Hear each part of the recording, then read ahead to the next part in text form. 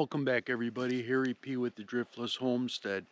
We're out here today in Richland County, Wisconsin. We're going to be looking for a few mushrooms. We've got a couple hours. We're going to check it out, show you what I look for, and hopefully we'll find some. Last weekend, there wasn't a lot, but there never is, of the gray ones, and they come out first. And then after the gray ones come the yellow ones, and they're much larger and easier to find. In the past, I found many gray ones, and I prefer to eat the gray ones over the yellow ones. I just think they have more flavor.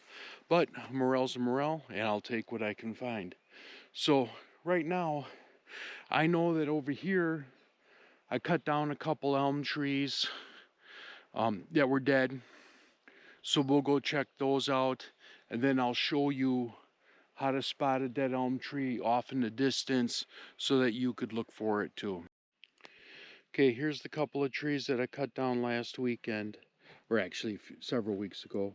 And we looked around last week and I didn't find too many. Here's a good example of an elm tree that was dead. You see these buttresses here? That's a classic sign of elm trees, when it's got those buttresses. And this I've looked in this elm tree several times, this particular one, and never found anything. I don't know what it is. They say that morels break all the rules, and you find them where you're not supposed to find them, and then where you're supposed to find them, sometimes they're never there. I happen to think that it has something to do with pH and the clay content in the soil, as to whether or not a particular area will support any morel mushroom mycelium. So when you pick up your head once in a while and look off in the distance to find trees that you want to walk to, so you can be more direct about it, and you'll see this one right out here. As I go up it, you see all the bark is half shot off of it, and all the branches are facing up, so that's a dead elm tree there. So we're going to walk over to that one, but there's a little tiny one over here we're going to walk past on the way up there. Okay, this is perfect. It's just shooting the bark off. You look up and see that. And as I walked up here, first thing, just a quick scan. I trained my eyes how to look for the morels last weekend when I found a couple of gray ones. And you have to do that every year, it seems like. There's a lot of times, we got a lot of black walnuts, and when I look around, you'll see an old black walnut shell. And it'd be like, oh, there's one. So I do see a morel off over here, and it's a yellow morel. So I'm going to scan the ground before I step on one and break it in half, because morel hunters don't like to do that. So we're going to go up here and we are going to harvest the one morel that I see. And I'll bring you in close to see it too. So there it is. It's a really nice one. So I didn't stop and pick up my basket, so I took a pair of game shears with me. Nice morel, very nice, meaty. Can't tell how many bugs are on it right now, but I'm going to show you something. When it comes time to clean these, a lot of people soak them in salt water and stuff like that. I don't. And I could show you why when we go to clean this one, is because there's just so many bugs on them. So I cut them in half and dry them all. And I'll show you even hours. You know, when you dry them out, it drives the bugs off of them. But even hours into the drying process, you'll see different size bugs coming off of these things. And you can't believe it. It's like, I didn't even see those on there. Well, they're on there, and until you dry the mushrooms, you're not gonna know it. So quick scan. Boy, I'm really going to be disappointed if I only find one morel at this tree. We'll walk back this way. I tend to harvest a morel because it's easy to lose them again. And then I'll go and I'll walk circles around the tree, further out away from the trunk, the dead trunk of the tree. Always, looking back where I came from, always looking back in front of me, always watching where you walk so you don't smash any. And you'll start to develop your own things because, everybody has their own, I'm going to call it, the morels are so elusive, I'm going to call it superstitions about the morels. Oftentimes, when I hunt morels, I think that when I find them, on these big sloped hills, that they're on the high side of the slope for some reason. And you don't find many on the bottom side of this slope. If you got a lot of hilly area, you'll have to check that out on your own and see if you have the same experience or not. Boy, it doesn't look good here for any more on this tree. So as I look up and around, I see a couple of dead ash trees. I haven't had any luck by those yet.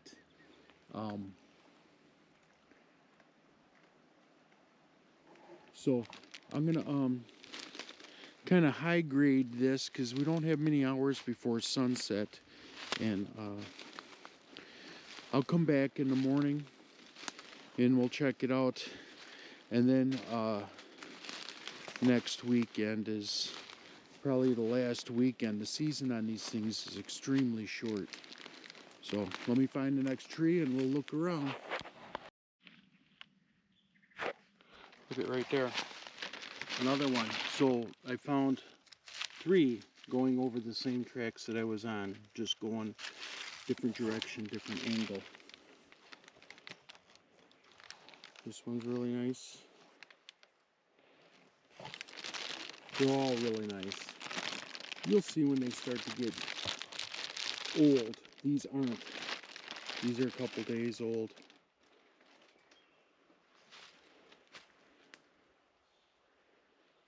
So we're going to go out a little wider.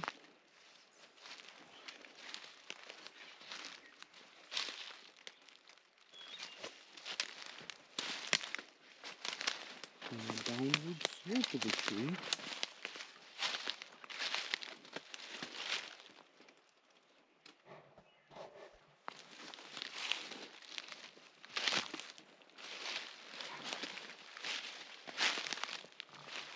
Let me know if you're a morel mushroom hunter, where you find them, what trees. In my part of Wisconsin, I know up north they find them around pine trees and moss.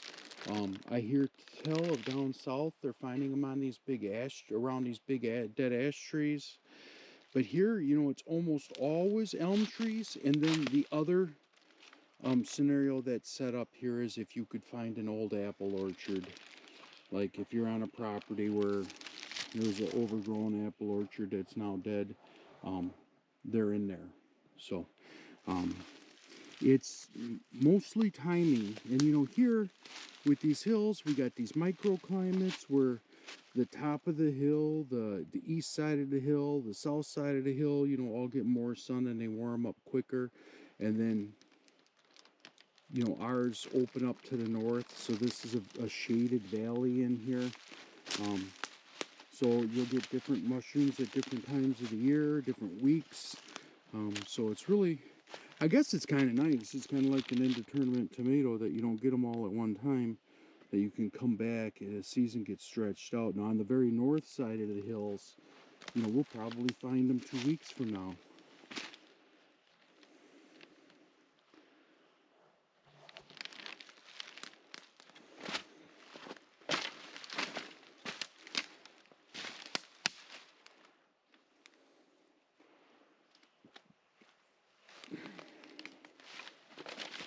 Look at just like that. Just like that.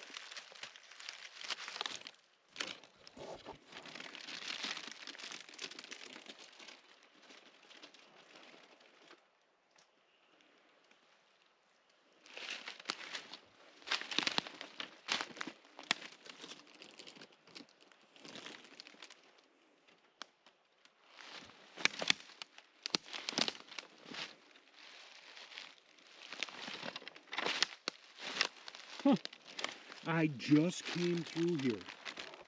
And look at the size of this one. And I missed it.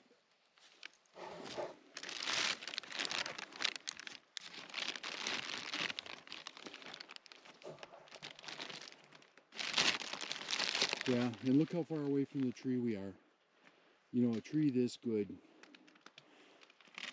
Like I said, I told you a couple weeks ago that this is going to be the Mac Daddy of all morel trees in our property this year, and it's holding true right now.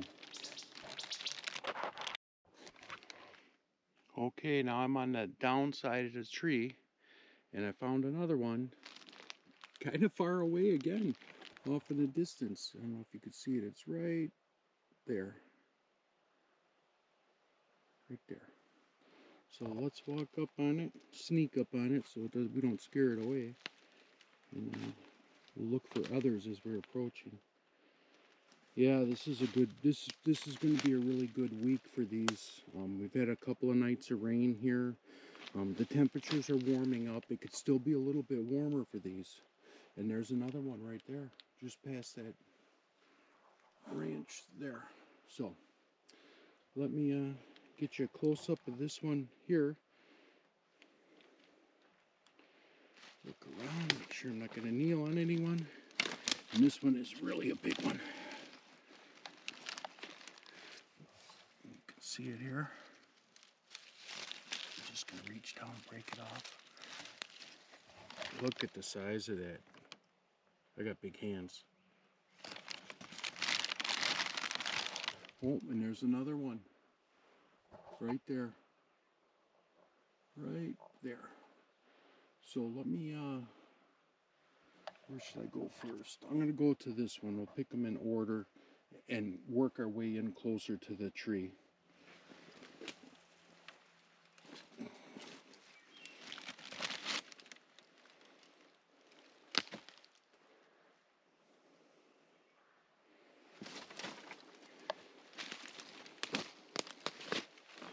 Yeah, when you see one off in a distance, try not to just focus on that one, but to continue to look, not only further away from the tree, but closer to the tree. Because, you know, you get kind of excited about finding one, and you tend to be a hard driver towards that one, and focused, and then you miss some of them. All right. Here I am blabbing, and I had to turn the camera off. So there's one here. There's one right there. There's one right there. There's one right here. One right there. And then there's another one past there. I saw 3 of them on that thing. So it's, oh, and there's this one right here, and then one right there. So yeah, this is a pretty good hot spot, just as predicted. It's just that timing is everything. Timing is everything. I'll reach down, twist it. Another nice morel.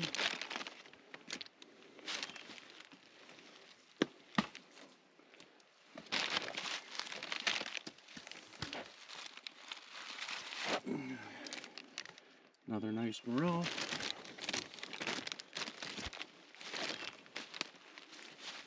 Get this one here. This one seems kind of, oh, I know it's big because, you know, I bumped into it. It's kind of, it's,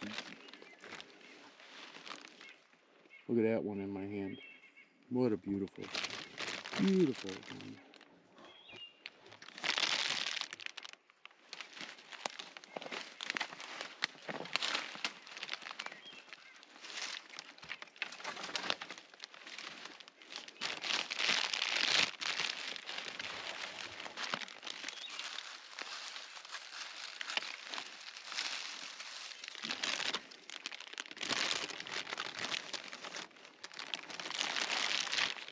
There's another one laying. Oh, look at that. Here's one here. I don't like to put any dirt in the bag because it gets on the other mushrooms. And there's another one here.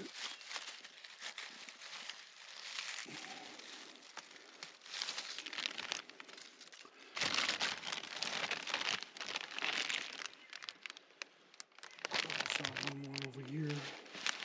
There's another one here.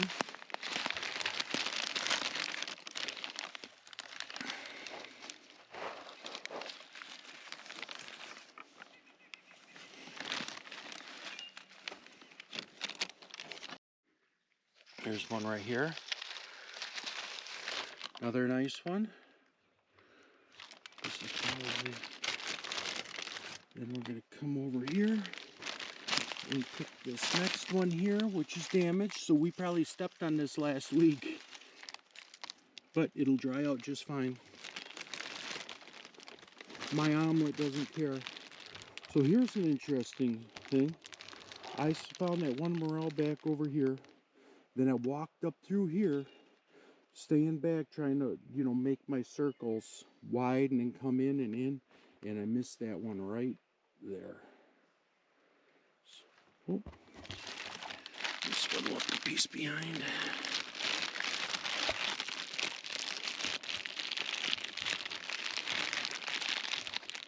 So we're going to go up and get that one. Both searching wide where we were and then coming back in. This might take us a couple times to get around this tree and pick them all. Or I don't think we'll ever pick them all. I think that we'll do a pretty good job getting them. Another nice one.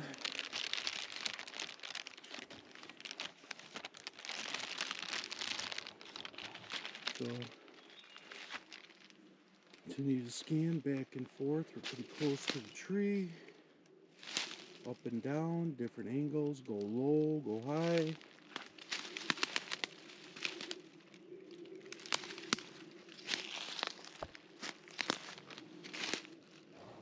When I'm in the beginning of the year, when I'm searching for morels, even trying to find my first one of the year, and even after, I've trained myself to find the morel. When I see these black walnuts there with that grain pattern, I almost like, oh, is that a morel? Just for a brief second, kind of get fooled. So.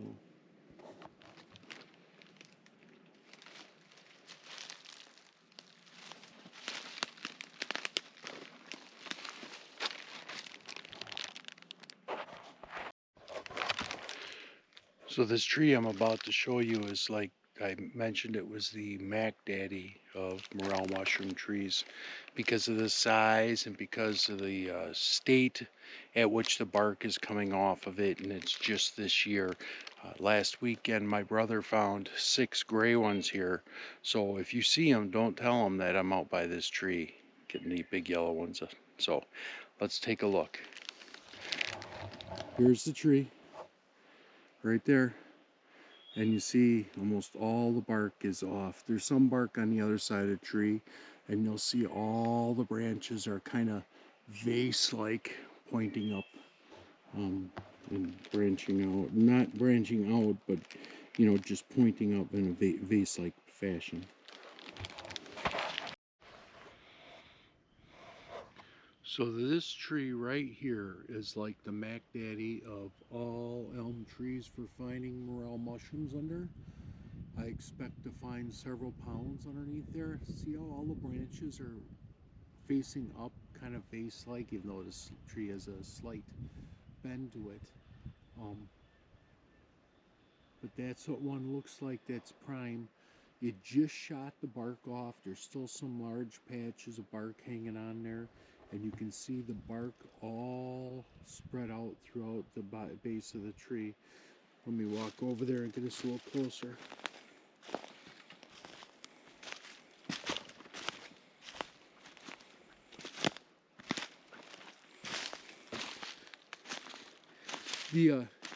The big downside to finding these morel trees like this is there's a lot of dead branches hanging there.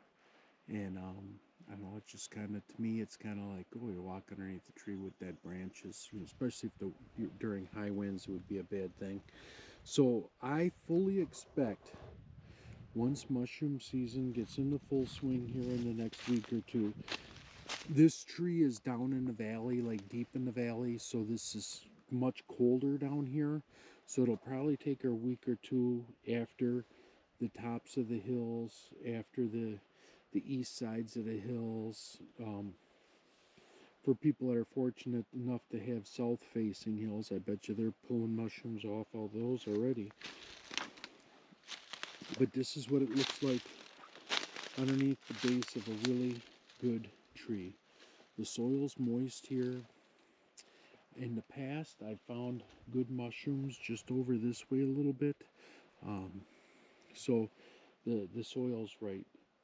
My buddy has some property, and just there was a ton of dead elms in one spot, but the soil had a lot of clay in it, and never really produced any mushrooms in that area at all. And then another spot where it was on top of the bluff and rocky, he had all kinds of mushrooms by elm trees.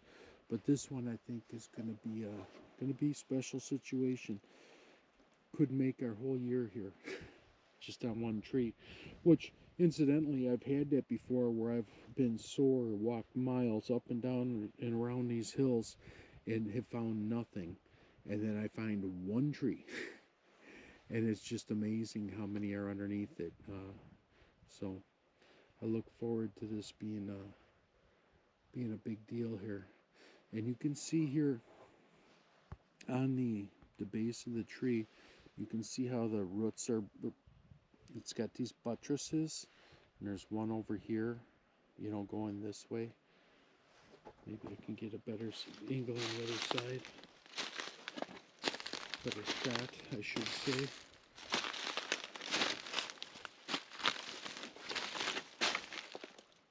But you can see the big buttresses. Some of them have more than just a couple, but this tree grew with the basswood, and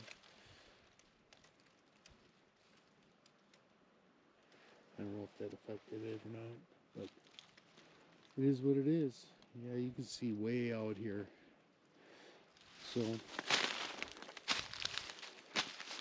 if I was you, I'd go to a grocery store, a department store, or wherever you buy your laundry soap, and find yourself a garment bag or a lingerie bag, I think they're called. It's a net bag like this one right here. This is what I use for the mushrooms. It's a nice size. It can fit in your pocket when there's nothing in it. It holds quite a bit. You know, if you're finding a lot, you can bring a couple. And I try not put too many in one bag because you just crush them. And they're somewhat fragile, and they break apart into small pieces and you lose them. So, tip of the day.